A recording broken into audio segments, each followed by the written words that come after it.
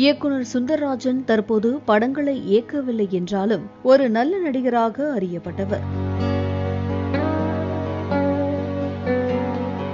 ஒரு காலத்தில் தமிழில் பல சூப்பர் டூப்பர் ஹிட் படங்களை கொடுத்தவர் சுந்தர்ராஜன். பயணங்கள் முடிவதில்லை, நான் பாடும் பாடல், வைதேகி காத்திருந்தாள், அம்மன் கோவில் கிழக்காலே, மெல்ல திறந்தது கதவு, ராஜாதி ராஜா போன்ற ஹிட் படங்கள் சுந்தர்ராஜன் இயக்கியவைதான்.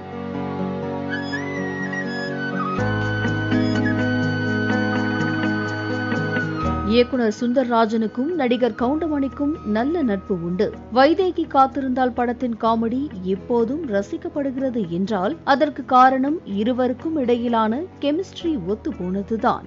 இந்த நிலையில் நடிகர் கவுண்டமணி குறித்து சுந்தர்ராஜனின் மனைவி துர்கா சுவாரஸ்ய தகவலை வெளியிட்டுள்ளார். சினிமாவில் வளர்ந்து வந்த காலத்தில் நடிகர் கவுண்டமணி தங்களுக்கு சொந்தமான வீட்டில்தான் வசித்து வந்ததாக அவர் தெரிவித்துள்ளார். பிறகு கவுண்டமணி புதிய வீடு கட்டி குடிபோன பிறகும் தங்கள் வீட்டை பூட்டு போட்டு பூட்டி சாவியை எடுத்து சென்று விட்டதாகவும் 2 வருடங்களாக வசிக்காமலேயே வீட்டு வாடகை கொடுத்ததாகவும் கூறியுள்ளார். ஏனென்றால் அந்த வீடு அவருக்கு ராசி என்று கவுண்டமணி கருதியதாகவும் துர்கா தெரிவித்துள்ளார்.